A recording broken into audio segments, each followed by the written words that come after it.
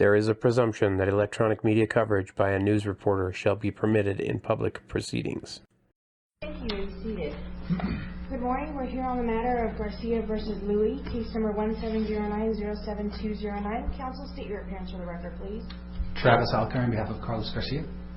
And Ian Queel on behalf of Mr. Louis, the defendant. All right. Mr. Queel, I believe this is your motion for summary judgment or to dismiss. I'm happy to hear from you. I've already reviewed all the documents. I may have a couple of questions for you, but please proceed. Please, Your Honor, would you like me to argue from the podium? Sure. So I'll try to keep this brief since the court's read the briefing. We had the motion, an opposition, and a reply. I think the defendant's position is best summed up by our reply brief. This is a pretty simple case. The facts aren't in dispute. What is undisputed are essentially the following couple of things. This case began almost 2 years ago with the filing of the complaint. In February of 2018, the counsel for both parties agreed to an informal stay for filing of initial disclosures, and that stay was for pending negotiations between plaintiff counsel directly with Bear River over a subrogation issue. In November 2018, my office reaches out to plaintiff counsel's office saying, hey, what's the status? Are we moving this case forward? In January of 2019, we again sent an email saying, so there's no response back from them, counsel? In November there was. Okay. And then in January 26th is kind of the all-important email here. We say to them, our understanding from Bear River is negotiations ended a long time ago. The stay is over. This case needs to move forward. So essentially, in January of 2019, January 26th of this year, giving the plaintiff every benefit of the doubt and resolving all the disputes in their favor, that is when they had clear notice that this informal stay to the initial disclosures was over and something needed to happen with this case. So in response to that notice in January, essentially nothing happened. Nothing happened for months and months and months until the court, on its own initiative, sua sponte, in May, filed the order to show cause, requesting the parties to appear and give cause why the case shouldn't be dismissed. That prompted a response, and then we filed our reply to that as well, and then nothing again happened for months and months until we filed this dispositive motion last month. So those facts are not in dispute. And again, looking at those facts, this is a pretty simple case. This is a Rule 26D4 case. We have no disclosures from the plaintiff. Any disclosures they now make would be highly untimely, and they're subject to exclusion. With no disclosures, they have no witnesses. They can't claim any damages. They essentially have no case to present. So with that issue, they will be unable to carry any burden at trial, and summary judgment is therefore should be granted in Mr. Louis' favor. Now, in the alternative, we've also motioned under Rule 41B to dismiss the case outright under those the Westinghouse factors, which again we addressed in our briefing. I think under either scenario, this case is subject to summary judgment or dismissal. Now, but counsel, under the 41B factors, the court has to analyze the 4 factors under the Westinghouse case. And if the court can't find all 4 of those factors, it seems like the court can't grant that motion for failure to dismiss. Correct, Your Honor. It is a factor test, and the court is to consider each and every factor in its decision. But again, for the reasons stated,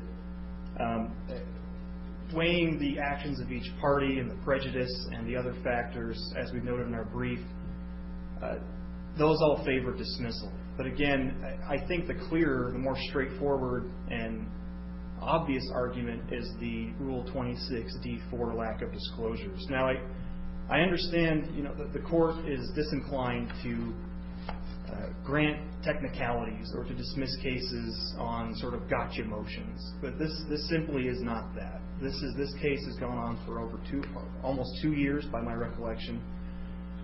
We gave clear notice almost a year ago. Nothing happened. At the court's own prompting for the order to show cause, nothing happened.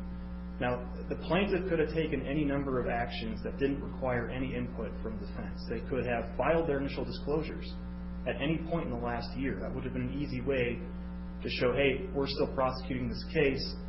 We still intend on moving forward. Or two, they could have requested a status conference from the court to try to address the discovery schedule.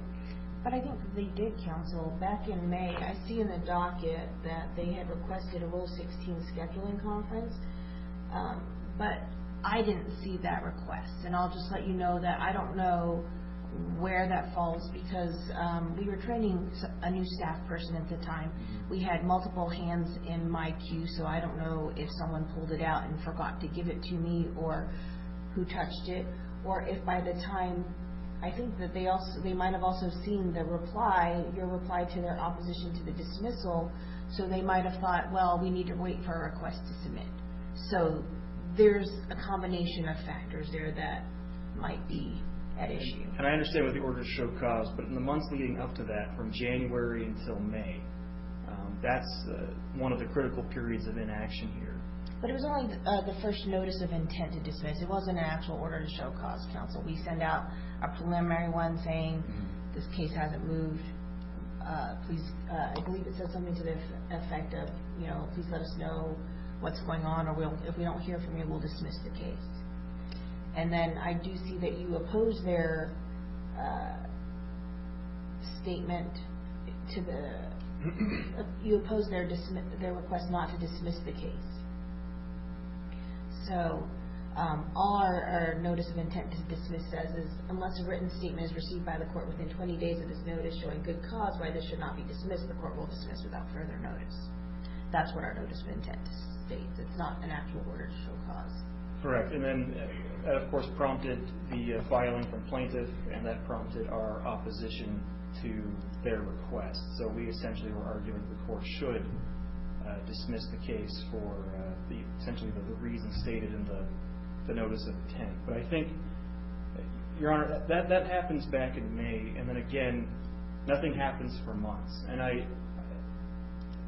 the big issue here for us is that we're the defendants in this case. The plaintiff is the one bringing this lawsuit. They're the ones suing Mr. Louie. I think it's not on the defendant to prosecute this case for the plaintiff. I don't think it's our obligation to spend time and resources in moving a case forward that the plaintiff, by their own inaction, has shown just neglect to. But the rule for initial disclosures, Mr. Queel, also indicates that it's not dependent on your response to their initial disclosures. It's dependent on the time after the answer was filed. That's what the rule states. So if that's the case, then you also didn't comply. And I'm not trying to go into their argument, which is they didn't comply, so therefore why should we have to too? Or we shouldn't be penalized for their lack of failure to comply. But it seems that the rules also impose a requirement for you to comply as well. You're absolutely correct, Your Honor. The Rule 26D3 and Rule 26A sets the time limitation independent of what the plaintiff does. And Rule 26D3 again states no one's excused from their own disclosure obligations due to the lack of disclosures from another party. But again, as the court's probably just hit on there, that cuts both ways. Regardless of what the defendant chose to do or failed to do with our disclosure obligations, that has no bearing on whether or not this case is subject to summary judgment under Rule 26D4. So again, if the order of the court is all disclosures are late, everything's excluded, that still results in summary judgment for the defendant. It's because the plaintiff has the burden of proof. The plaintiff's going to have no way of meeting their burden with no witnesses or damages. So again, I think the burden isn't on the defendant to make sure the plaintiff's prosecuting their own case. We did not file initial disclosures as well, but again, I think that's irrelevant. And under 2063, as I said, it doesn't excuse their lack of disclosures. So under Rule 41B, counsel, I do have to look at the conduct of both parties. So in the opportunity each party has had to move the case forward. And in some of the cases that were described, there is some burden put on the defendants to move the case forward as well. And so if we're just saying they didn't do anything and so we don't have to look at that, I'm not sure how that factor is met by your client.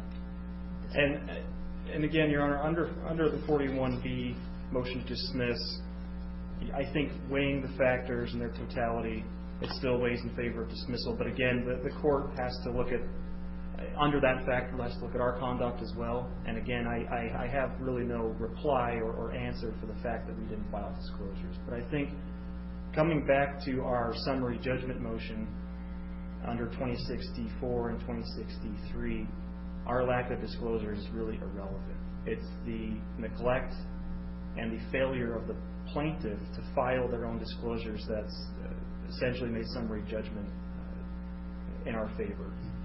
So I just think, I'll go ahead, Your Honor. No, is there anything else, Mr. Creel? Unless the court has any other questions. I don't at this time. Thank you.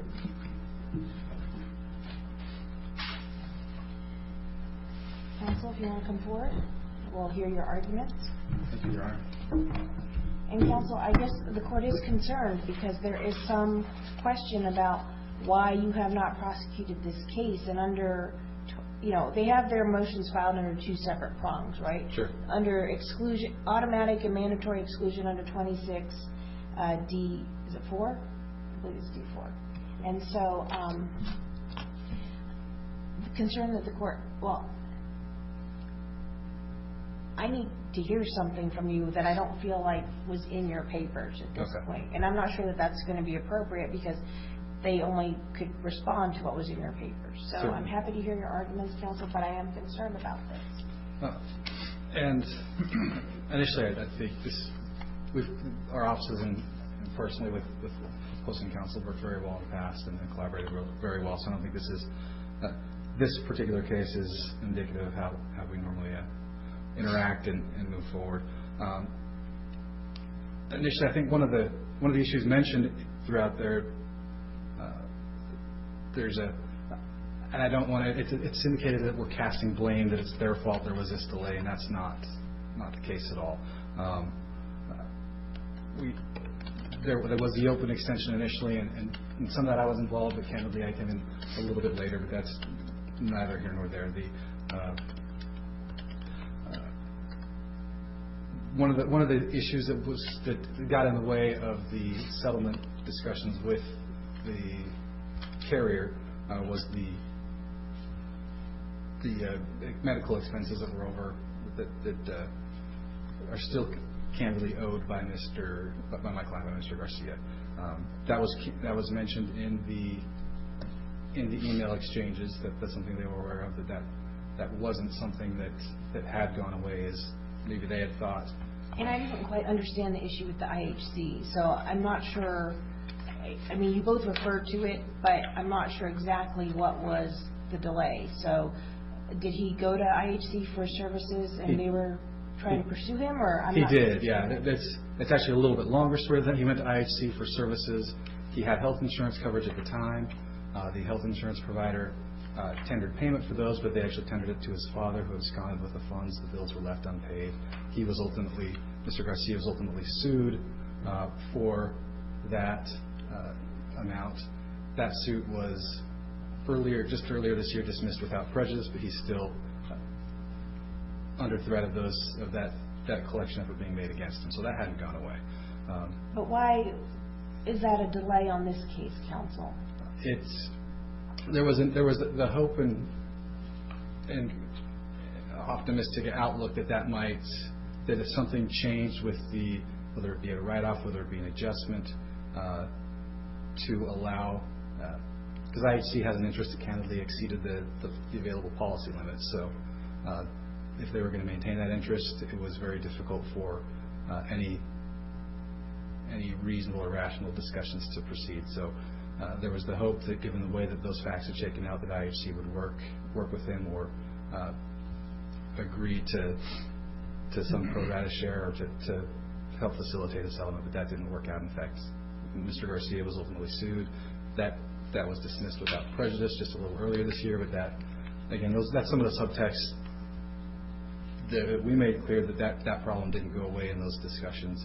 But that's what had somewhat held up the settlement discussions. The characterization that we did nothing, I think, it overstates that. There was, as that broke down, and towards January this year, there was a request made to follow up on discussions we had about potentially arbitrating the case. Our suggestion that we stipulate to a new order, which was responded with, no discovery is done. That there wasn't any collaboration or any effort there. That's why, again, there was a delay that was probably too long, but prompted by the court's notice. Along with that notice, we filed a request for a scheduling conference to try and get things back on and moving, because our understanding at that time, per that January statement, wasn't, hey, serve your disclosures now. It was, we believe discovery is done. No accommodation. There wasn't a statement of discovery issues. There wasn't anything. This is essentially a discovery dispute. We think that would have been the more appropriate realm to get in front of the court as far as that goes, if they believe that discovery was done. Again, that delay was probably too long, but in May we requested the scheduling conference with the hope of getting back on the calendar and getting things moving forward. But why didn't you follow up with the court? Sure. Because clearly, like I mentioned, there was multiple filings around that time. It may have alerted the clerk not to give it to me because there was no request to submit, but it seems that you should have pushed this case along somehow, and I guess I'm confused as to why there's been no movement on your part, because like Mr. Creel said, it's your client's obligation to move the case forward. Certainly. So I guess I'm not sure what happened there or what's going on. So under D4 it says I can excuse it if it's harmless or a good cause, but I didn't see anything in the papers regarding those prongs. Yeah, and to some of that, there's been again, with the billing and the expenses that are still overhanging, that he would like to settle the case. When did the expenses stop being incurred? They stopped being incurred. This is a case that didn't involve a lengthy treatment. That was incurred day of and shortly thereafter, and has not. There's not a long, lengthy treatment. That's the other issue here with respect to their summary judgment motions. We believe that the plaintiff can come in and testify for himself. He's got disfigurement that resulted as a result of this injury. But how can you do that, counsel? Because Rule 26 requires you to identify the witnesses. And if the complaint is just a notice pleading, just to let them know what it's going to be, they won't know exactly what there is to relate to it. And I don't know if he needs an expert or not to testify whether these injuries are directly related to the accident or not. There's a lot of things that I don't really know about this case except for the basic facts. And so if the medical expenses occurred during that time, then again, what happened? Why should the court excuse your failure to do the disclosures, especially when they put you on notice that the settlement negotiations were over? If we look at it as a finality, they believe it happened in November 2018, but they're even willing to concede that as of January 2019, your office was put on notice. Well, and if you look back to the correspondence, the extension was granted with the understanding that we would meet and confer and convene again and establish a new discovery deadline.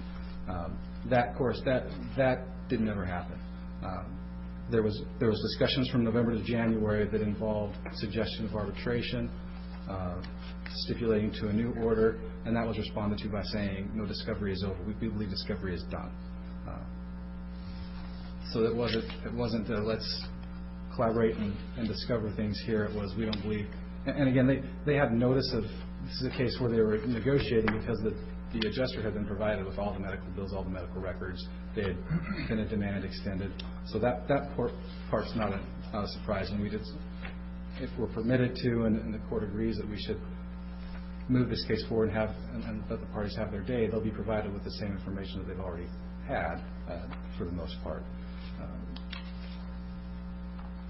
But it wasn't a collaborative back in that November to January time period.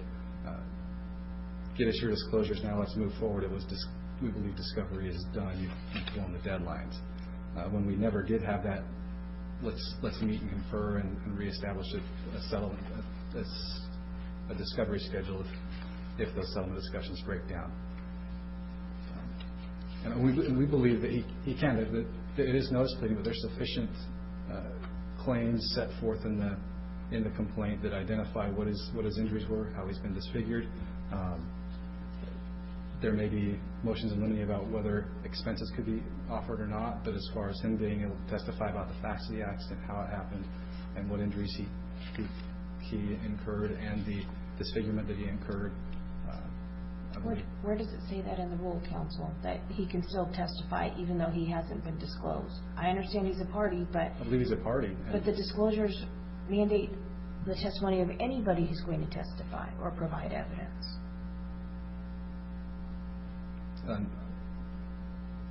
Our position would be that he's a party and could testify on his own, and he set forth the nature of what he's going to testify to. That the defendant would be able to come in and testify, but as far as it's not a difficult trial. There obviously will be some motions in limine about what they can testify to, and would obviously not be allowed to bring in any experts. But there's, given the nature of the event and how it transpired, there's enough to have a trial on the testimony of the parties.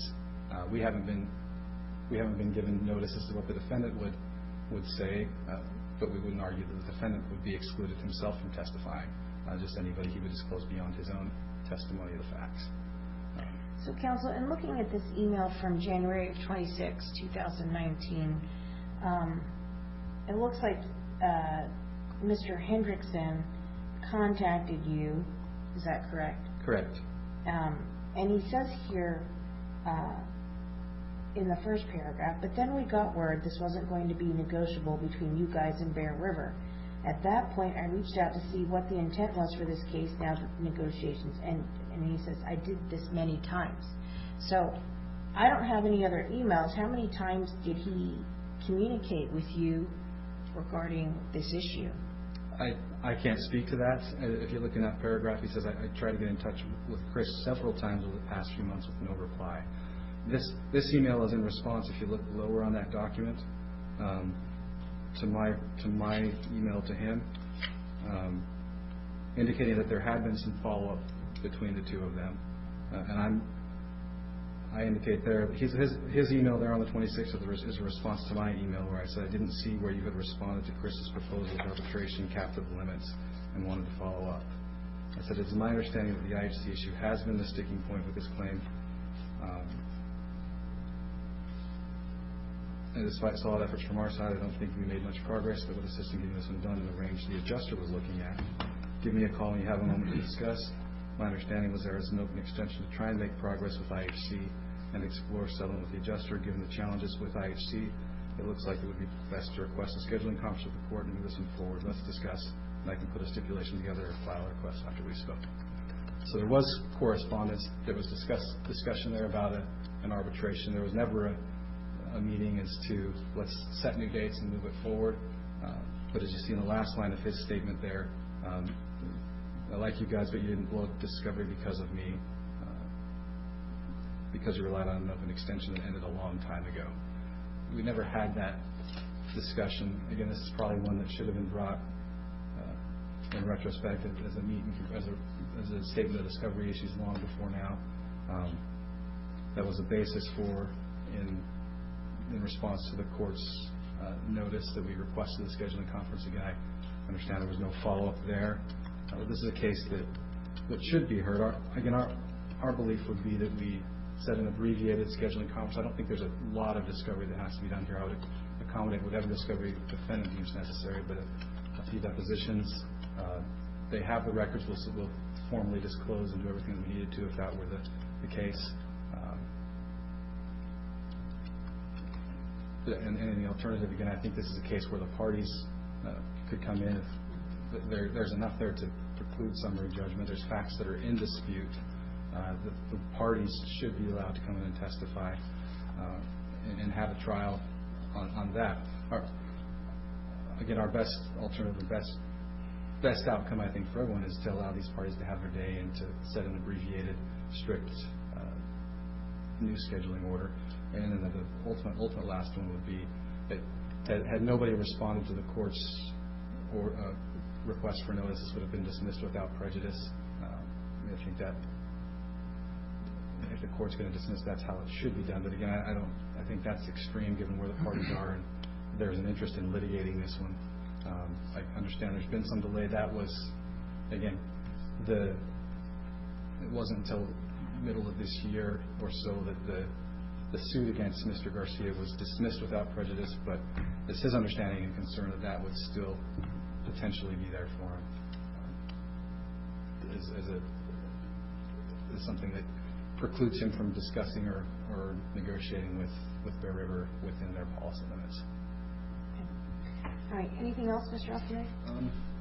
No, again, I just reiterate, I worked with the counsel in their office many times, and this isn't indicative of how we generally interact, and I think that should have been a discovery issue. We should be here trying to facilitate a way to move this case forward and get it resolved.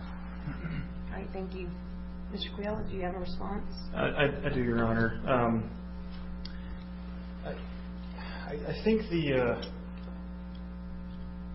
plaintiff's request first to essentially let us try this case without disclosures just based on the notice pleading, I think is, as the court noted, there's no authority or support for that in case law or the rules of civil procedure. It flies kind of in the face of the whole purpose of the rules and the disclosure requirements. Again, they would have, under 26D4, they're not allowed to have any witnesses, they're excluded, and also, more importantly, under 26A1C, parties must give a computation of damages. In failure to give that computation of damages, they're precluded from bringing any evidence or presenting evidence of damages. So not only is the plaintiff barred from presenting any witnesses, their client included, but also barred from presenting any damages under 26A1C. And then again, D4. So I don't think there's any support, and that would just be, again, contrary to the whole purpose of the rules. And again, looking at the comment to Rule 26 and the Sleepy Holdings case that we note in our brief, the rules have no meaning unless courts are willing to enforce them. And this isn't some day after fact discovery gotcha motion. Wait until the 181st day and file a motion saying, oh, fact discovery's over, this case has got to be tossed. This is now approaching, since the January date, which I think we all agree on is the end of the open extension, over a year of inaction. So the rule only has effect if the court is willing to give it effect, and that's what the court noted in Sleepy Holdings. That's what's noted in the comment, is that these things have to have real consequences. These aren't just mere technicalities to be excused, to say, oh well, it's fine, you were a year late getting these things done, but we'll let you have your discovery back. Mr. Louie has spent the last 2 years with this lawsuit hanging over his head. Him and his insurer have incurred costs in defending it. To require us to now defend this stale lawsuit at this point would again require more time, more energy, more resources, more costs. And frankly, the plaintiff had the chance. That's why we're here almost 2 years after this was filed. So I think, again, and the court noted this, I'll just raise it one more time, I think we have to also look at the facts as alleged in the motion.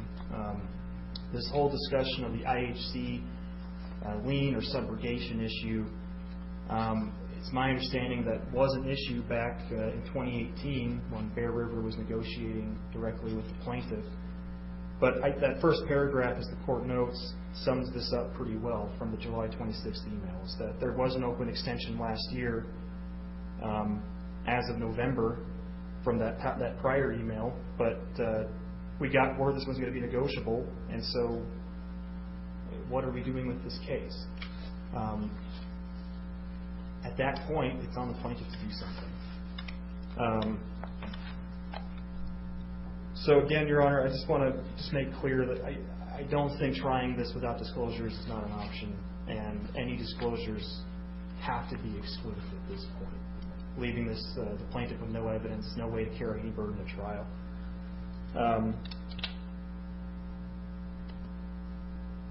So again, I would just submit on that and ask the court to grant summary judgment in our favor. Thank you. All right, counsel, thank you. I'm going to take a brief recess, counsel, and then I'll come back with my ruling. All right.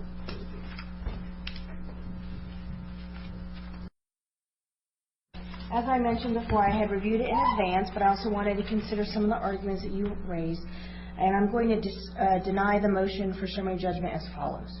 Okay. In looking at the exhibits that were provided, there is a statement in the January 26, 2019 email that some hearsay statement with another party, but no affidavit was filed regarding when these statements were made, etc. And so that is a dispute of fact as to whether or not the January 26, 2019 was the formal date of telling them the disclosures were over. Secondly, the November 2018 email suggested that there would be some discussion of new dates, etc., but it does not appear that that ever occurred, and there is no email indicating that that was done or that they had discussed that previously. Thirdly, the court notes that there was a request for a pretrial conference filed, but then there was an opposition to the dismissal and plaintiff's written statement of dismissal. Clearly, that should have been provided to the court, but for whatever reason, it was not. And counsel, I would strongly suggest that in the future, anytime you file something that you want the court to see, you need to file a request to submit. But if my staff had seen that there was an opposition, they would have waited for the request to submit. It never came. The court could not address it at that time. So I will take responsibility for that portion. And given that this is kind of a mix of weird factors that occurred in this case, and given that there was a statement in the opposition regarding the IHC issue, which the court was not really apprised of, but given the facts that were provided today that it was pending against Mr. Garcia, for all these reasons, the court finds that plaintiff is not entitled to summary judgment. Defendant is not entitled to summary judgment as a matter of law. And then with respect to the Rule 41B motion, the court is not going to grant that either in the alternative because the court can't find all of the factors that are required under the Westinghouse test. One, the conduct of the parties, that is in dispute and the court is not going to address it at this time.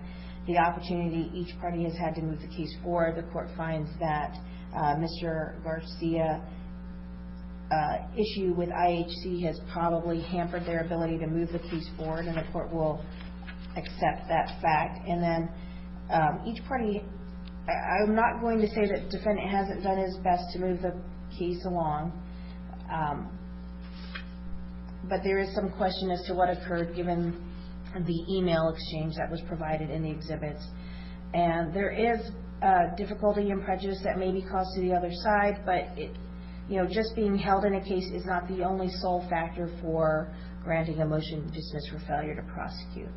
And lastly, the most important is whether injustice may result from the dismissal, and the court believes that there may be some injustice by dismissing the case at this point. So for all those reasons, the court is denying the motion on that basis. Now, counsel, are we ready to set a strict deadline? Because I'm not going to allow this to go on forever. So can we set this right now? Are you prepared to do that, Mr. Creel? Setting a discovery deadline, Your Honor? Correct. Setting some discovery framework for you all. I guess that would be the next step. Yes, and are you ready to set it today, Mr. Creel? Because if you are, then I'm happy to do that. It feels like you've already had time, well, not you, but they've already had time to gather their information. They should be able to do their disclosures. How much time do you need, counsel? Can you do it within a week? Or, wait a minute, that falls on Christmas Eve, so I'm not going to make you work on Christmas Eve if you don't have to. I know there's some people who have to work, but I don't know what your plans are, so I'm not going to be rude to you on that. How much time do you need to be able to get your initial disclosures together and send out? We can comply with, if we want to restart with the 14-day deadline in the rule, we can do that. We can do it earlier. Well, that would be the 31st of December, so Same problem. I don't know that New Year's Eve is a true holiday, but Yeah, Christmas Eve is more, some people will consider that, but We can comply with, if that sets dates and doesn't create a hardship for them with the following deadline. could you do it by Friday, December 27th? So you'd have 10 days, council? That would be just fine. Okay. So let's set your disclosure deadlines here. December 27th. Plaintiff needs to file their initial disclosures. And counsel, I'm just going to warn you right now that, this is going to be my only allowance for additional discovery. And it sounds like there shouldn't be any extraordinary discovery in this case, so we need to get this case moving. So, Mr. Queel, when do you want to respond? That would be like January 3rd if you get, or if you want 2 weeks after. I'm just trying to expedite this. I don't know how much you need for your disclosures. So you could have January 3rd, or we could go into the following week if you'd like to do that. What amount of time do you need? We'll take what's standard under the rule, Your Honor, so that'd be the 14 days to the 3rd. To the 10th? Because they're getting till the 27th. Right, to the 10th, Okay, January. so January 10th, we'll do defendant's initial disclosures. Counsel, so plaintiff indicated that you don't need a lot of discovery. I don't know, because I don't know what the records are, and I know you need to provide all the medical records to the defendant. I don't want to hamper them, or I want to So- let them do whatever they And think. frankly, we don't know. That's the issue. Well, I'm just going to say, let's set it for 120 days to finish discovery, unless you want to do it faster than that. No, we'd have, this is a tier 2. Tier 2, I think. So we'd ask for the full tier 2 discovery guidelines in Rule 26. And isn't that 120 days? I believe so. 180. I can't. Or is it 180? I believe Tier 3 is 180, but I'll double check. That's what I thought too, counsel, but I'm trying to do this off the top of my head. So, Let me go pull it up.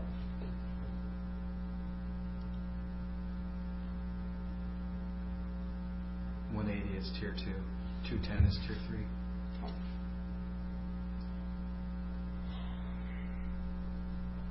But if you want the full 180, counsel, I'm happy to give it to you. But if you want to expedite this and keep this moving, we can do 120 days with the option of, if you need an extra 60 days, you can come back to the court and ask it if you want to do that initially. Well, Your Honor, I think we just ask for the full tier 2 at this point, just to be safe. Again, without disclosures or much information about this case, we frankly don't really know where discovery is going to lead. That's fine, counsel, but I'm just saying, if you want to expedite it, then I'm happy to expedite it and keep it on a tight time frame for you all, okay? So we'll give you 180 days from today, or is it from the date that you do your initial disclosures? It just says 180 days. That all so. runs from the answer, I believe. So why don't we just start it from today, counsel?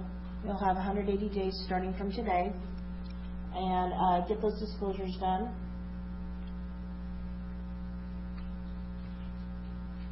And then if you need anything else, you can come to file your SDIs or whatever you need to do, and we'll proceed from there. But counsel, again, let me stress, you need to file the request to submit. Even if you think you don't need to, you should submit one, because the staff usually, we get thousands of filings every day. I mean, I think we're the only district that gets that many. And so my clerks are not legally trained. They can't tell you whether or not they can, they just can't tell you if you're doing it right, or if they're looking at the document to see if that's something that needs to come before the court. And the rules tend to be fairly specific. I just think it's best to try and file a request to submit, because one, follow the rules, and two, if there's no rule on it, you may want to file a request to submit just to get it before the clerk's attention, or you can email the team, and we all have team emails here at the 3rd District Court. So I think you might be familiar with them. It's the number 3 RD, and then the judge's name, then team, all one word, at utcourts.gov. CC the other side, because my clerks will not accept an ex parte communication. They'll send it back to you. They also do not want to hear any arguments over email. So if it's just scheduling, then you can schedule. Or if there's some issue that pops up, or you want to make sure that a request to submit was received, because occasionally the court computers have failures too, or something happens and we're not sure what it is, but follow up and keep on this case. So I expect to hear from you after the 180 days have expired, counsel. And Your Honor, just to be safe, in the discovery order, could we just put that expert discovery will proceed under 26A4, just the regular guidelines? Yes, that's And we'll fine, compute counsel. it. Okay. That's fine. I'm just putting the initial parameters so that way you can do all your start doing your discovery, but I expect Rule 26 to apply, Great. and, along with the other rules with respect to the other discovery requests that you might make. So, counsel, what I'm going to do is I'm going to just indicate to my clerk today to sign the minute entry saying that the court denied the motion as read on the record, and that way neither side has to provide an order, and we'll go from there, unless you feel a need to have an order of some sort, Mr. Creel. That's the process we've been following for the most part.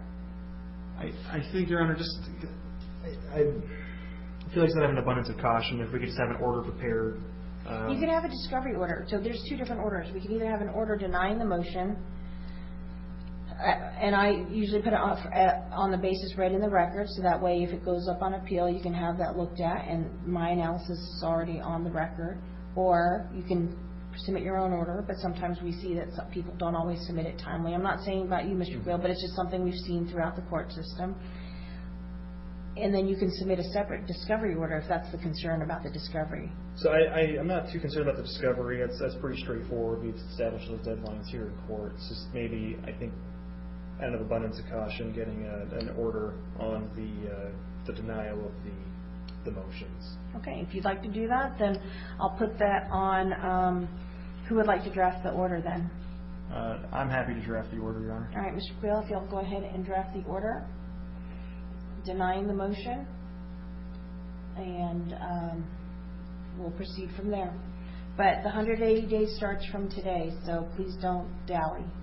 This case needs to move forward. Thank you, Your Honor. And Thank you, Your Honor. thank you. We'll be in recess.